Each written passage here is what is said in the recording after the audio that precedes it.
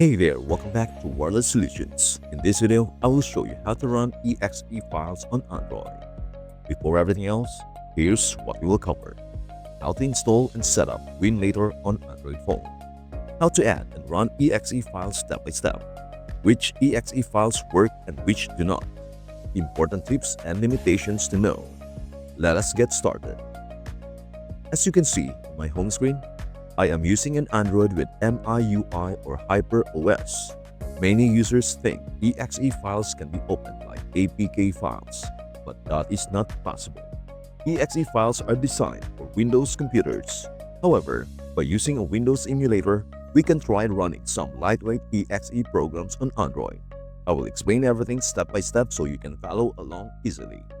First, let us talk briefly about limitations. Even if you follow all the steps correctly, not every EXE file will work. Heavy PC games, modern software, and advanced tools usually fail to run. This method is best for small applications, old PC games, and simple utilities. Now, let us start with the actual process. On my screen, I am opening the web browser. You can use Chrome or any browser you like. In the search bar at the top, I type WinLater GitHub and tap the search icon, which looks like a small magnifying glass. From the search results, I open the official GitHub page. On this page, I scroll down slowly until I see a section showing APK files.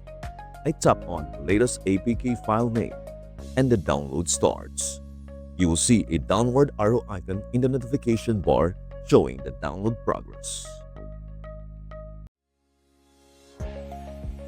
Once the download is complete, I swipe down the notification panel and tap on the downloaded APK file. A screen appears asking to install the app. If your phone shows a warning about unknown sources, tap on Settings, enable the Allow option, then come back and tap Install. After installation finishes, you will see an option button. I tap Open to launch WinLater.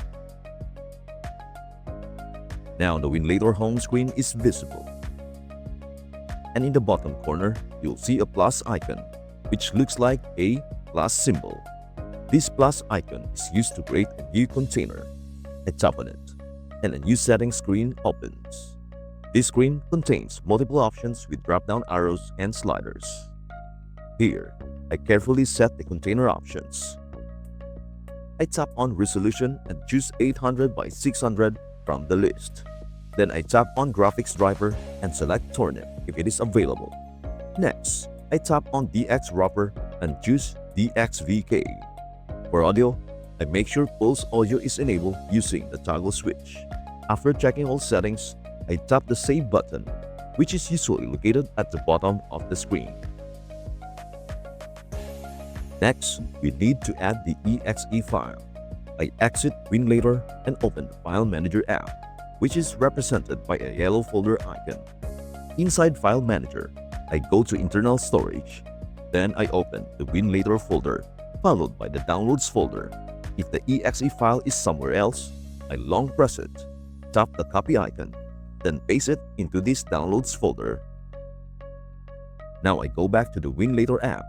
On the main screen, I see the container I created earlier. I tap on it to start it. The container takes a few seconds to load, and a Windows-like screen appears. Inside the screen, I see drive icons. I tap on the D drive icon, then open the Downloads folder. Here, my EXE file is visible with a small computer-style icon. I tap once on the EXE file to run it. The screen may freeze for a few seconds, so do not panic. If the app is compatible, new window opens showing the program interface.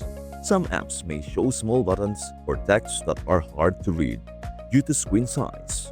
You can use pinch to zoom or external keyboard and mouse if needed. If the EXE file does not open and closes automatically, it means it is not supported. This is normal and does not mean your phone is damaged. Remember, Android emulation has limits. And that's it. If this video helped you out, please do like, share, and subscribe to Wireless Solutions for more smart Android tips and tricks. Got questions or want us to cover other phone features? Drop them in the comments below. And hey, For disclaimer purposes, running EXE file on Android requires third-party emulation apps and may not work for all programs. Results can vary depending on device performance and software compatibility. Download EXE files only from trusted sources. This tutorial is for educational purposes only. The creator is not responsible for crashes, data loss, device issues, or any damage caused by using these methods. Thank you so much for watching. We hope to see you in the next video. Bye for now.